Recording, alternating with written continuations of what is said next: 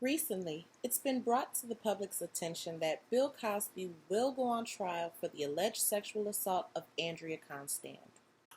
People, it's time to examine some hardcore facts about this case in Bill Cosby. The reality is that truth has been swapped out for public opinion, and it needs to stop now. These allegations weren't the first or the last of its kind. Many times, prominent men get away with crimes against women because of the loyalty of fans and the public's tendency to shame and blame the victim. But I'd like to raise the question of who made this public? Andrea Constand went to the police to handle the matter privately. In fact, it was Bill Cosby who publicly gave interviews and even worked it into his comedy routine. Why would he make it public? To control the narrative. Based on how his previous paternity allegation scandal was handled, Bill Cosby understood that the directing of the narrative allowed him to impact the case and the public's perception of the alleged victims. Even in legal documents, Cosby and his team are called out for manipulating media, and several motions are filed because of it, including orders of protection for the actual victims and the anti-defamation suit that Andrea Constand had to open up against the National Enquirer after Cosby did an exclusive interview defaming her character and writing her off as an extortionist. Because of the lack of evidence, which is a fairly common thing to happen in sexual assault cases, he couldn't at that time be criminally convicted. It's important to understand, though, that an absence of evidence does not equate to an absence of guilt. Which brings us to the civil case. At many times throughout the process, Cosby and his lawyers were dishonest, uncooperative, and blatantly disruptive of the process, including the discovery process and the actual deposition itself. It's also important to mention that when criminal charges were on the table, Cosby denied every single allegation.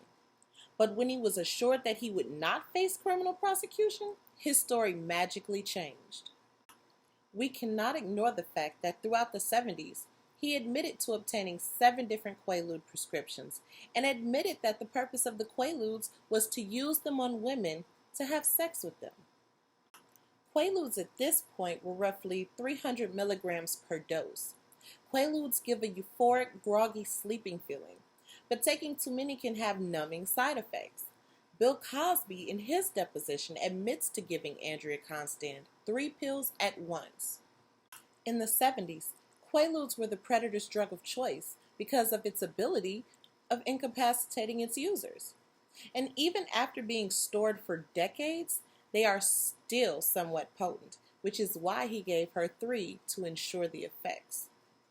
Medically speaking, this supports her statements of feeling dizzy and becoming immobilized after taking pills that Cosby misled her to believe were herbal medications to soothe stress and anxiety. I'll be honest, I didn't want to believe it at first either. But upon reading the deposition, it just confirms everything we didn't want to believe. But when a person point blank tells you and shows you who they are, you have no other choice than to believe them. Despite what we know, I really don't believe that The Cosby Show should be off the air. Many other entertainers have done much worse and still continue to perform and thrive. The truth is that Cliff Huxtable is not on trial. Bill Cosby is. Bill Cosby is not an innocent lamb being treated unjustly and led to slaughter, and he is not Dr. Heathcliff Huxtable. 2 separate people. This is a man who has gotten away with way too much for way too long, hiding behind a fictitious image. It's time to separate the man from the character and hold him accountable, no matter how hard that might be.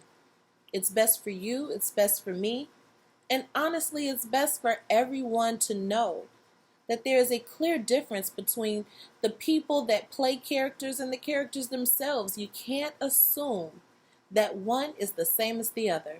It's time to mourn Bill Cosby, but we can continue to celebrate Heathcliff Huxtable. Thanks for watching.